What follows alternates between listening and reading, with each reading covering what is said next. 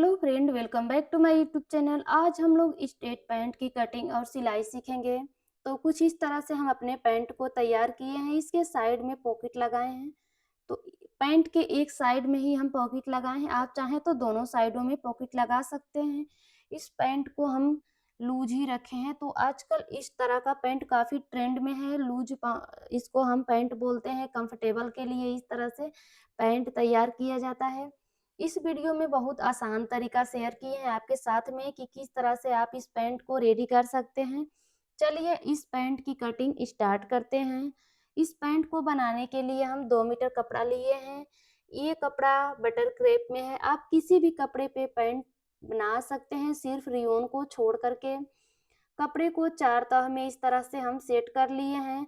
नीचे वाले 2 पल्लों को हम 2 इंच बड़ा रखे हैं और ऊपर का जो 2 पल्ला है इसको 2 इंच छोटा रखे हैं। देखिए 4 तह में कपड़े को इस तरह रखे हैं। जो नीचे वाला कपड़ा है उसको 2 इंच बढ़ाए हैं, जिसमें से अपना बैक आसन हम बढ़ाएंगे। आगे और पीछे दोनों पल्लों को हम एक साथ में कट करेंगे।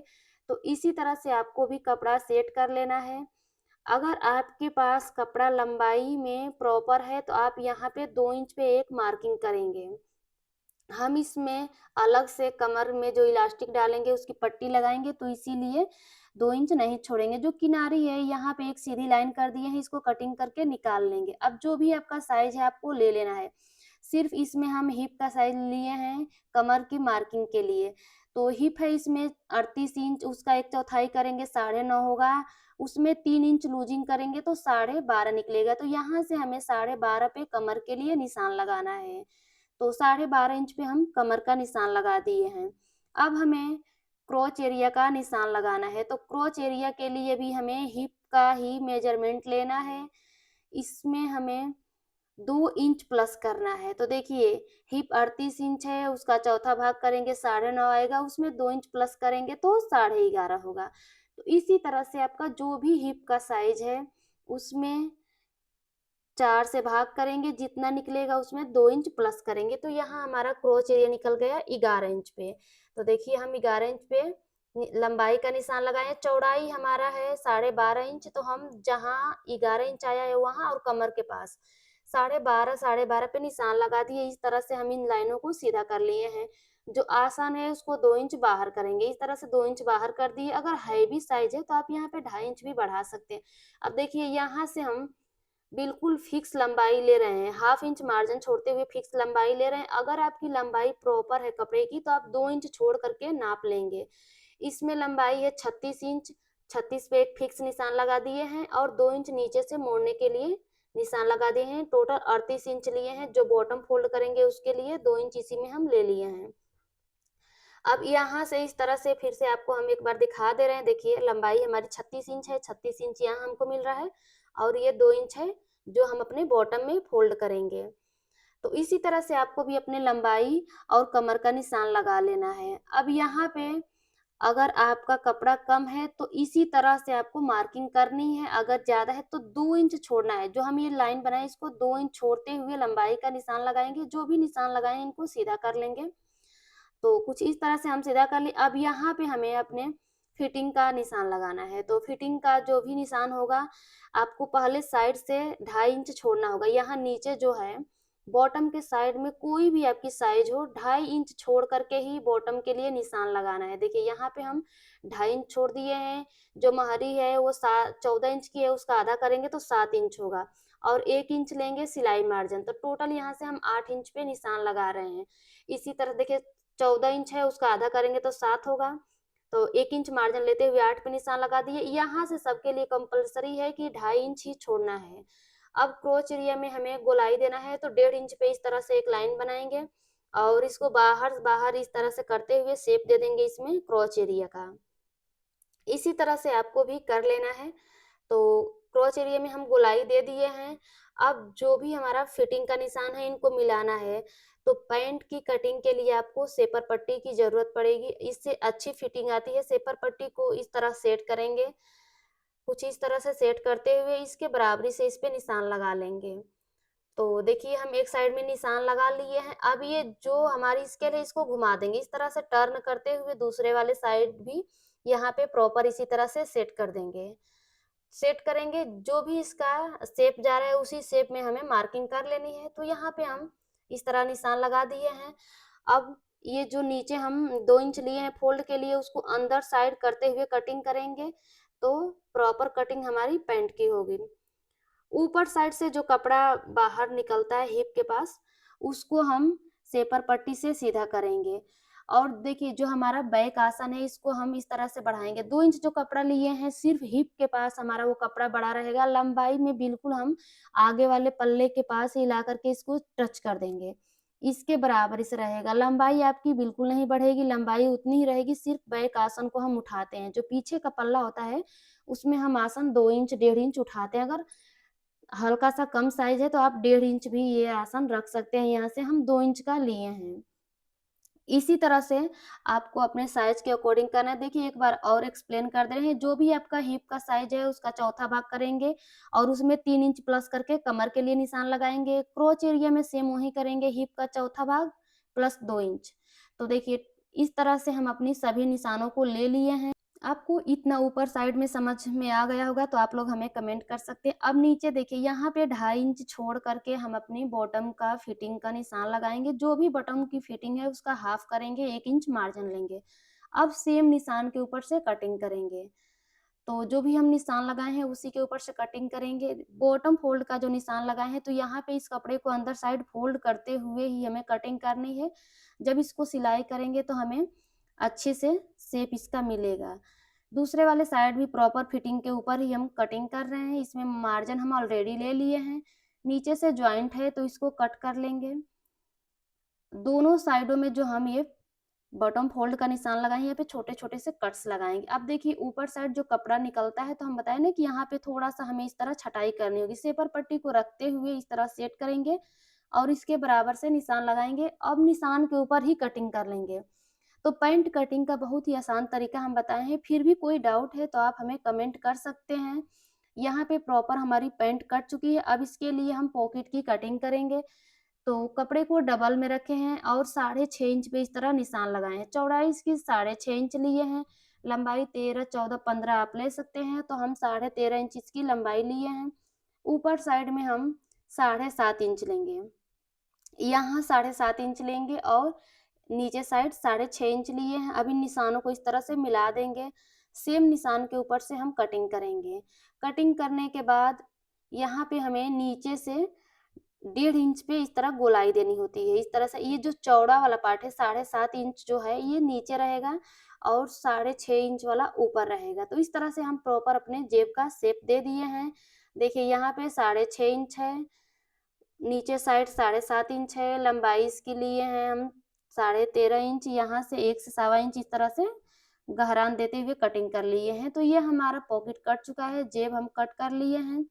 अब हम इसकी सिलाई करेंगे। तो ये हमारा पैंट है, ये हमारा आगे का पल्ला है और ये पीछे का। तो दोनों पीछे के पल्लों को हम एक साथ रखते हुए उनका आसन अटैच करेंगे। ये आगे वाला पल्ला है तो आगे के साथ इसका आसन जोड़ेंगे। मतलब सिंपल सा है कि आगे वाले दोनों पल्लू को एक साथ रखते हुए आसन जोड़ेंगे और पीछे वाले दोनों पल्लुओं को रखते हुए एक साथ आसन जोड़ लेंगे।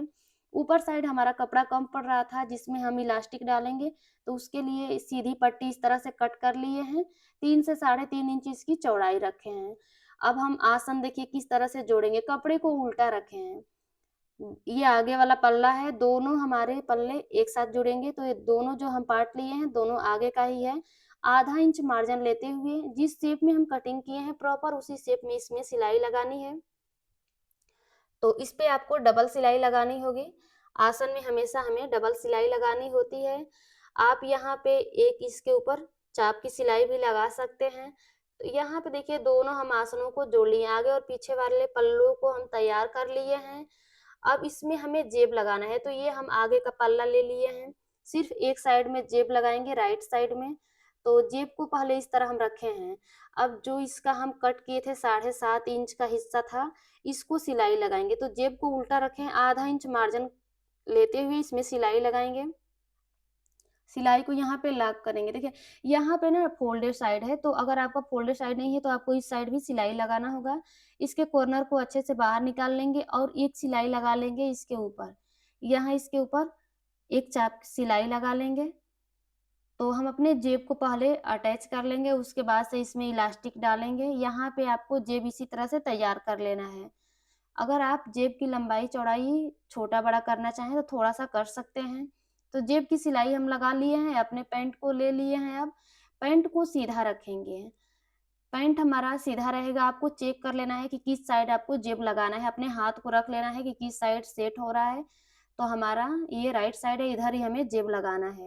अब यहाँ पे हम निशान लगाएँगे, जो अपनी कमर की पट्टी लगाएँगे उसके लिए आधा इंच पे एक निशान लगा दिए और एक निशान लगा दिए 1 इंच पे।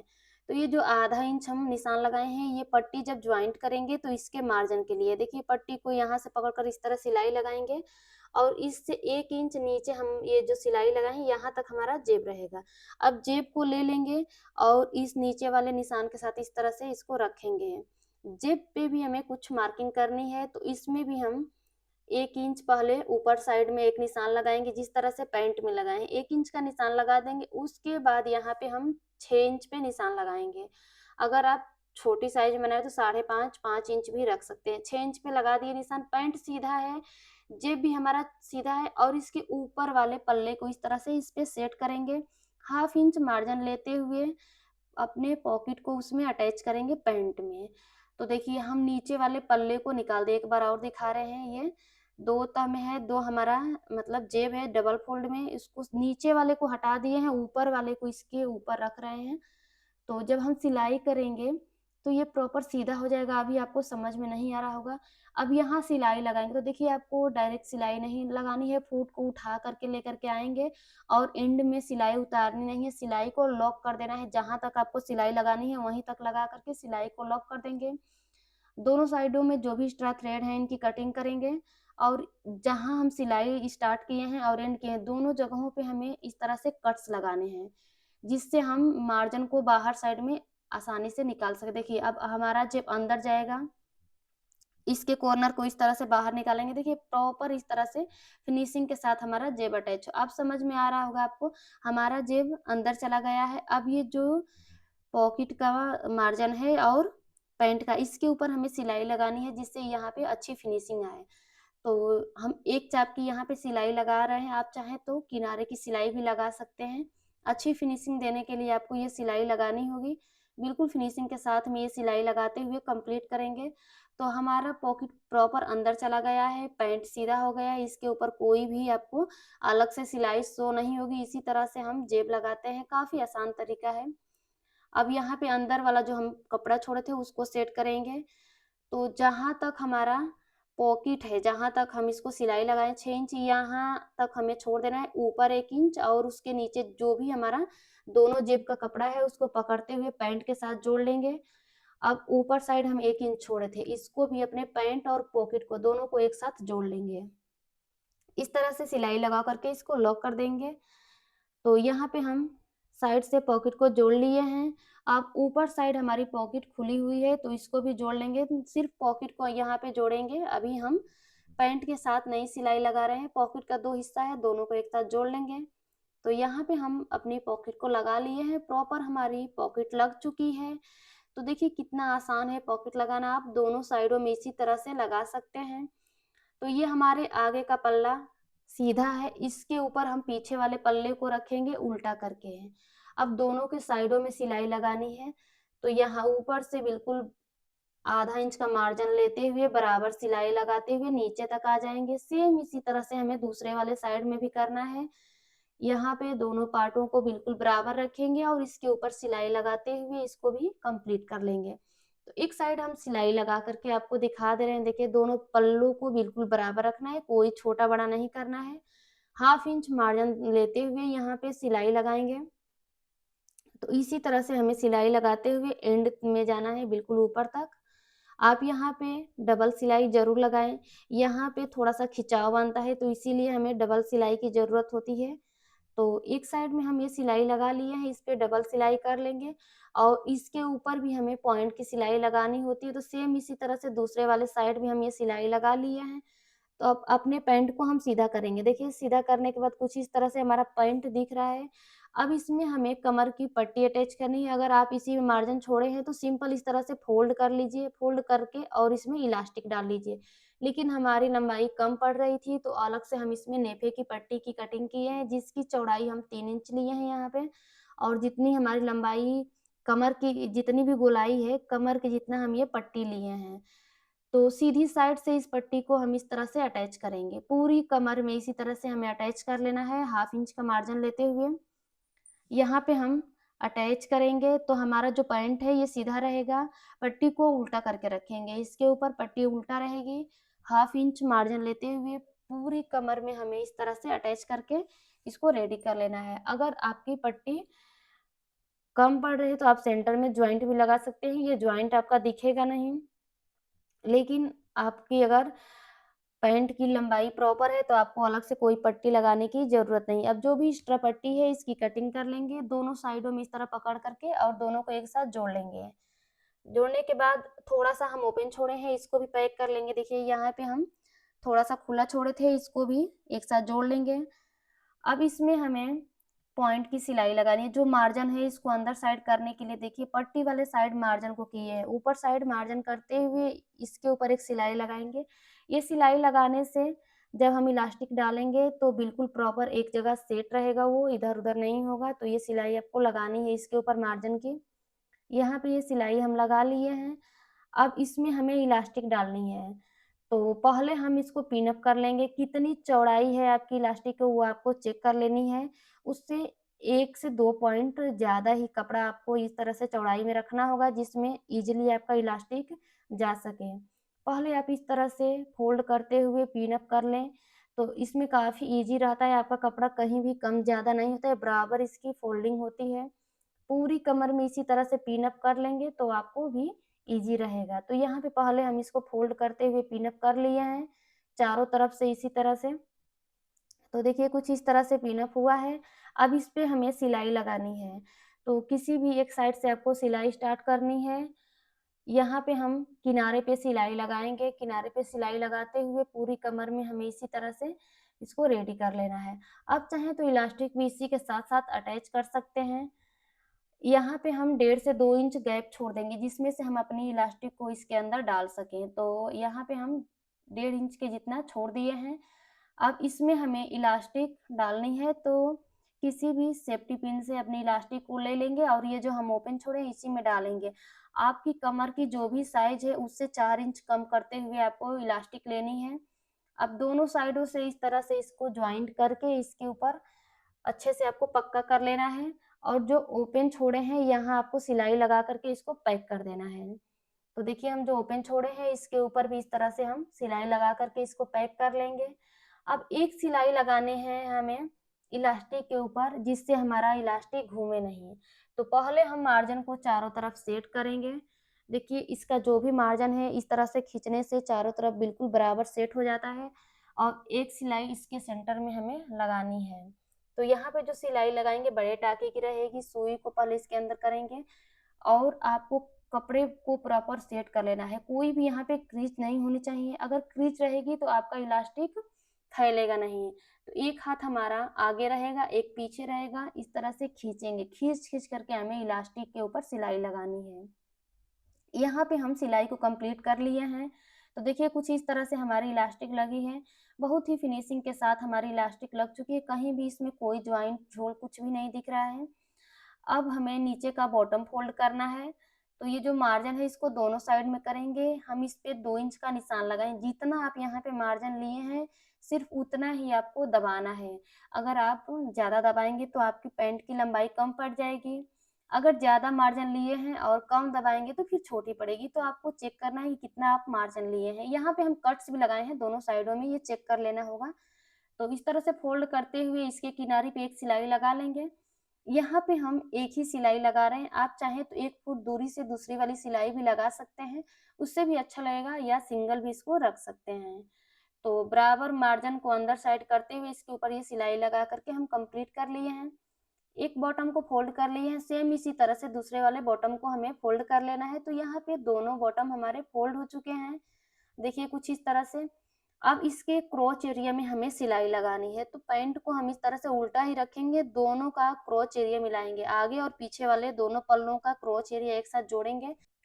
इस तरह से रखते हुए अगर आपसे छोटा-बड़ा हो जाता है आगे और पीछे का पल्ला तो आप क्रोच एरिया के पास से सिलाई स्टार्ट करें, नहीं तो आप बॉटम के पास से डायरेक्ट सिलाई स्टार्ट करते हैं। तो यहाँ पे आप कितना मार्जिन लिए थे ये ध्यान में रखते हुए आपको सिलाई लगानी है। आप यहाँ पे बॉटम को चेक भी कर सकते हैं कि कितनी चौड़ाई हो रही है। हमको 14 इंच चाहिए तो उसका आधा हमको 7 इंच पे ये सिलाई लगानी होगी। अब देखिए दोनों का जो सिलाई है क्रोच एरिया का उसको एक साथ जोड़ते हुए यहाँ पे हम सिलाई लगा रहे हैं। इसमें भी हमें डबल सिलाई लगानी होती है और इसी तरह से सिलाई लगा कर के अपने पैंट को कंप्लीट कर लेंगे। दूसरे वाले बॉटम को भी हमें चेक करना होता है, दोनों को बिल्कुल इक्वल रखना होता है। तो यहाँ पे हम अपने पैंट के ऊपर प्रॉपर सिलाई लगा लिए हैं। तो यहाँ पे हम अपने पैंट को प्रॉपर रेडी कर लिए हैं। कुछ इस तरह से हमारी पैंट तैयार हुई है। इसके ऊपर हम कुछ इस तरह की कुर्ती बनाए हैं। इसका गला बहुत ही प्यारा बनाए हैं। तो आपको इस कुर्ती की कटिंग, स्टिचिंग का और गले की डिज़ाइन का दोनों वीडियो हमारे चैनल पर मिल जाएगी। आपको उसका लिंक हम डिस्क्रिप्शन में भी दे देंगे। तो ये रहा हमारा पैंट जो कि कुछ इस तरह से दिख रहा है, ये इसका पॉकेट है। तो प्रॉपर हम इसकी कटिंग, स्टिचिंग आपके साथ शेयर किए हैं। फिर भी कोई डाउट है तो आप हमें कमेंट कर सकते हैं। आई होप आप लोगों को वीडियो पसंद आई है।